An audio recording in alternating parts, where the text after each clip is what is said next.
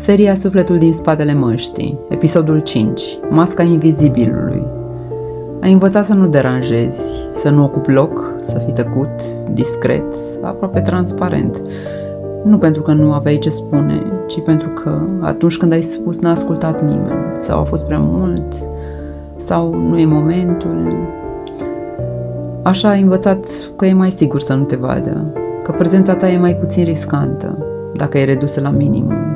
Și ai început să te retragi din spații, din emoții, din tine.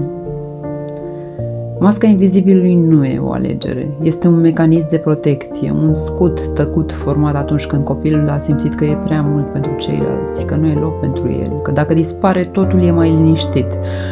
Se formează în familii haotice, tensionate sau emoțional indisponibile. Copilul învață că iubirea vine prin lipsa de nevoie, că este iubit doar când nu deranjează, doar când nu cere, doar când se descurcă singur. Cum recunoști această mască? Evii să ceri ajutor chiar și când ai mare nevoie. Te simți inconfortabil să fii în centrul atenției, îți minimizezi reușitele și emoțiile, ai senzația că prezența ta e prea mult sau insuficientă. Preferi să fii un observator decât un participant. Cum se vindecă invizibilul?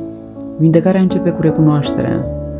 Ai dreptul să existi, să fii văzut, să fii auzit, să ai spațiu, să te exprimi, să ceri, să fii.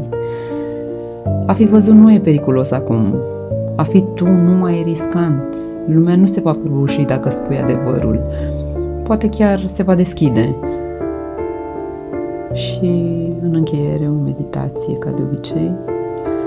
Închide ochii și întreabă-te: unde m-am micșorat ca să fiu acceptat? Unde am tăcut ca să nu incomodez? Și spuneți: pot fi prezent fără vină, pot fi vizibil fără frică, pot fi întreg fără să mă scuz pentru existența mea. Abonează-te dacă această șoaptă te-a făcut să te simți mai prezent. Poate nu e întâmplător că ai ajuns aici.